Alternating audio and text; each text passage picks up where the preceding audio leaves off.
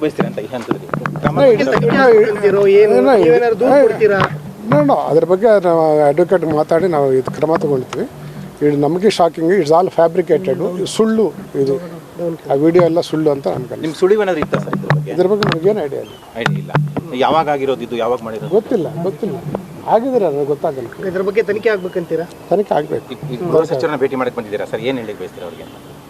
ಏನು ಈ ಥರ ಸುಳ್ಳು ಮಾಹಿತಿ ಹಬ್ಸ್ತಾ ಇದ್ರು, ಅದು ಸಿಎಂಗೂ ಬಂದ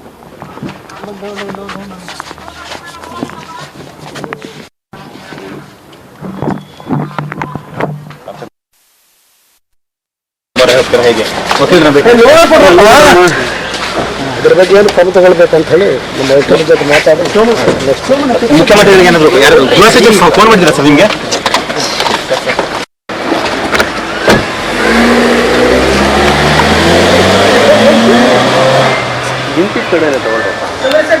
ಝೂಮ್ ಆಯ್ತಲ್ಲ.